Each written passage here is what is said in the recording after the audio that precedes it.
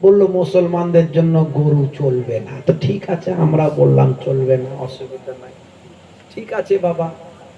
আইন হয়ে গেছে। এই আইনটা কবেকারের? 1950 সালের আইন।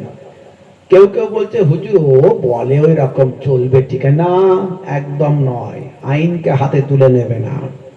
হুজুর কোন কোন জায়গায় ঘুরিয়ে পেঁচিয়ে এমন করে বলছে মানে খেলেও হবে, একদম নয়। এখন কোন দিকে ঝামেলা কোন দিকে গেছে বুঝতেই পারছো। আমি আর খুলে বলছি না, কেঁদে কেটে আলা, বুঝতে পারছো তো। এখন সেই মালগুলো সব চলে যাবে, তুমি নিয়ে নেবে। তারপরে দেখা গেল ঠিক দিনে গরু জবাই করবে সকালবেলা, আর রাতের বেলা এসে বলে ওই সাবধান, ধরে নিয়ে চলে যাবো। ব্যাস, না ঘাড়কা না ঘাটকা, ধপিকা ঘোড়া। না পারলে গরু জবাই করতে, না পারলে বিক্রি করতে। ওই রয়ে গেল, পয়সাও গেল, সবই গেল। একদম মাথা ঘামাবে না, বুঝতে পারছো। একদম সব আলেম ওলামা বক্তা হুজুর ঠিক করে নিয়েছে এবছরে গরু নয়, কারণ আইনকে আমরা সম্মান করি, আইনকে আমরা মান্যতা দিই।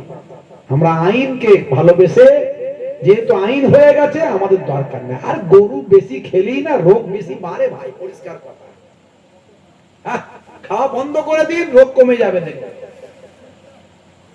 গরুর গোশতে যেমন পেশি শক্ত হয়, পেশি শক্ত হয়, হাড় মজবুত হয়, ভিটামিন ভাই আমার সি আছে, ভিটামিন 12 আছে, গরুর গোশে অনেক উপকার আছে। কিন্তু পরিমিত যদি খান, কম খান, পরিপাকটা ঠিকভাবে হয়, আপনি যদি তার জার্মগুলোকে নষ্ট করেন তবে। আবার গরুর গোশ যদি বেশি কেউ খেয়ে ফেলে, ঠিক মতো জার্ম নষ্ট যদি না হয়, পরিপাকটা ঠিকঠাক ভাবে না হয়, অতিরিক্ত যদি খেয়ে ফেলে, হার্টের সমস্যা হবে, মোটা হয়ে যাবে, ফ্যাট হয়ে যাবে, আপনার পেটে চর্বি বেড়ে যাবে, গ্যাস হয়ে যাবে, নানা রকমের সমস্যা। গরুর গোশ কম খায় ভালো, রেড মিট কম খায় ভালো। আর আমরা ঠিক করেছি আর খাবোই না। সরকার যদি বলে খাওয়া চলবে না, আমরা খাবো না। এই মুখে বললে হবে না, বলছে হুজুর কোন কোন জায়গায় বলছে ও একটু অসুবিধা নাই, তোমরা যেমন চালাও তেমন চালাবে, একটু ঘিরে ঘিরে শুধু করো।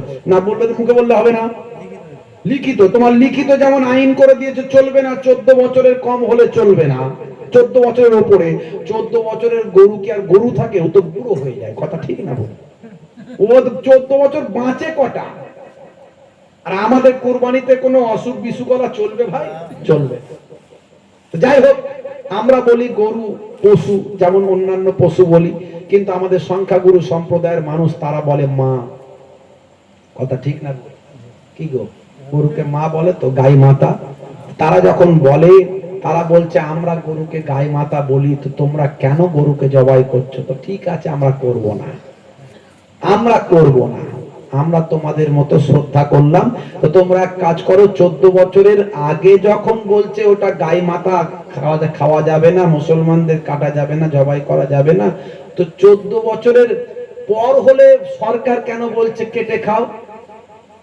14 বছরের আগে মা রইল, আর 14 বছরের পরে কি হলো? সৎমা হয়ে গেল না?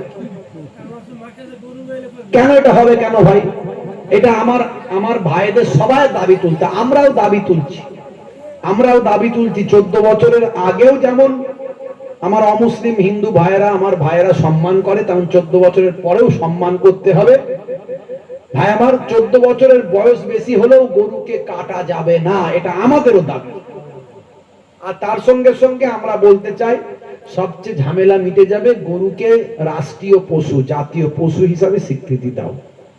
এই দাবি আমরা মুসলমানরা তুলছি, এখনো সেভাবে কাউকে তুলতে দেখছি না। সরকারের নেতা মন্ত্রীরাও তুলছে না, তো তুলুক না সবাই মিলে, গরু ব্যান্ড হয়ে যাক সারা ভারতবর্ষ থেকে।